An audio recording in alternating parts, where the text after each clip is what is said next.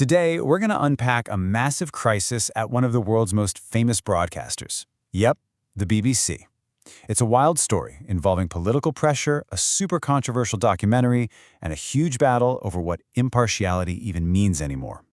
So how did this whole thing blow up? I mean, you've got the BBC's top leadership resigning and a US president threatening to sue for $1 billion. And it all comes back to one single tiny piece of editing. It's kind of crazy, right? So you have to ask, was this just a simple mistake, or was there something bigger at play here? And believe me, the fallout was fast and it was brutal. Back in November 2025, boom, the Director General, Tim Davie, and the CEO of BBC News, Deborah Turness, they're both out. And this wasn't some quiet, we're moving on to new opportunities kind of thing. No, this was a very public surrender under a mountain of political and media pressure, and it shook the whole organization to its core. And the heat wasn't just coming from inside the building. Oh no, you had then President Donald Trump just pouring gasoline on the fire. He threatens the BBC with a lawsuit. Not just any lawsuit, a $1 billion lawsuit. He called it malicious defamation. And just like that, what was a British media scandal suddenly becomes this huge international thing. Okay, so let's get right to the heart of it. Let's look at the edit itself. The whole crisis, everything we're talking about, it all boils down to a documentary from Panorama, that's the BBC's big famous investigative show, and how they presented a speech from Donald Trump back on January 6, 2021. All right, check this out. On the one hand, you see what the Panorama documentary showed. It takes Trump saying, we're going to walk down to the Capitol, and mashes it right up against, and we fight like hell. Seems pretty direct, right? But now look at the full context. Those two lines, they were set almost an hour apart. The first part was about cheering on our brave senators. The fight like hell bit came way later in a totally different context. So critics went nuts. They said, wait a second, by stitching those two things together, the BBC made it sound like he was directly telling people to be violent at the Capitol. You can see why they'd argue that. So how did this one little edit even get noticed? Well, it wasn't an accident. It was actually the smoking gun, the star piece of evidence in an internal memo that got leaked to the press. And this memo, it claimed there was a huge, deep-seated problem inside the BBC. Yep, the Telegraph newspaper got their hands on it, and boom, front page story.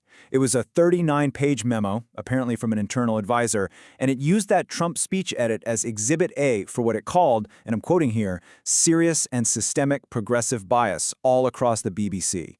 This leak, this was the match that lit the whole powder keg. Okay, so that naturally leads to the next big question, right? Who was this internal advisor? Who's the person who wrote this explosive memo? Well, it turns out the answer was just as controversial as the document itself. So journalists over at Byline Times did some digging, and they found out the author wasn't some neutral, impartial auditor. Not at all. It was a guy named Michael Prescott, and he's a managing director at a big lobbying firm called Hanover Communications, a firm with really, really deep ties to the UK's Conservative Party. So right away, you've got to wonder about a major conflict of interest, you know?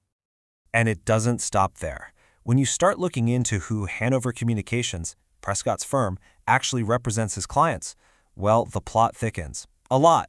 You start to see this whole network of huge, powerful companies that have their own connections to Donald Trump. I mean, look at this list. His firm lobbies for some of the biggest names out there. Oracle, Apple, Meta, Paramount. And what do they have in common? They've all got these direct links, either financial or political, back to Trump. We're talking big donations, being part of his media circle, you name it. The connection to Larry Ellison, the founder of Oracle, is especially interesting. This guy isn't just a mega donor.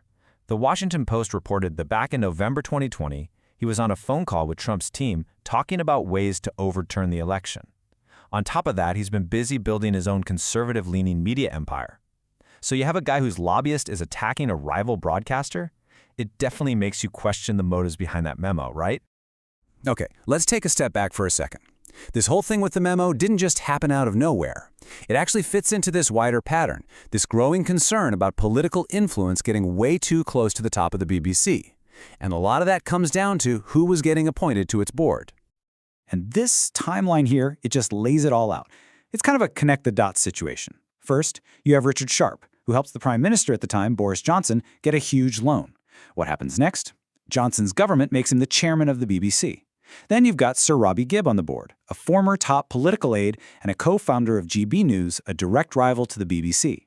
And here's the kicker. It was Gibb who apparently pushed to get his friend, Michael Prescott, the guy who wrote the memo, hired as a BBC advisor. See how the pieces start to fit together? And listen, this isn't just gossip or speculation. Richard Sharp was actually forced to resign from his job as chairman. Why? Because a UK Parliament committee investigated and found that he broke the rules. He didn't disclose that he helped the Prime Minister with his finances. It just points to this really serious blurring of the lines between the government and the BBC, which is supposed to be totally independent. So when you pull all these different threads together, you realize this isn't just about one badly edited documentary clip. Not even close. This is part of a much bigger fight, an ideological war, really, over the future of the BBC itself. And more than that, it's about the future of public service broadcasting. You know, the whole idea of media that's funded by the public, for the public, not for corporate shareholders or politicians. And you really don't have to look hard to see what's at stake. Just listen to this quote. "The BBC is a giant toad that should be broken up or sold." That's from Paul Marshall. He's a hedge fund billionaire who owns GB News, which is a direct competitor to the BBC. I mean, the language couldn't be clearer. For some people, the goal isn't to fix or reform the BBC, it's to get rid of it completely. And of course, this whole battle is playing out in public. Take a look at these poll numbers from YouGov. They really show you just how divided people are. You've got about a third of the country thinking the BBC is biased to the left. Then you have about a fifth saying, no, it's biased to the right. And maybe the most telling number, less than 20% of people think it's not biased at all. It's a huge split, and it often goes right down party lines, which puts the BBC right in the middle of the culture wars. So, it all comes down to this one big question, doesn't it? Was this whole episode a legitimate, necessary check on the power and potential bias of a huge media organization? Or was it a coordinated political hit job, carried out by a network of rivals who want to see the BBC weakened, or maybe even destroyed? How we answer that question could really define the future of public media, not just in Britain, but everywhere.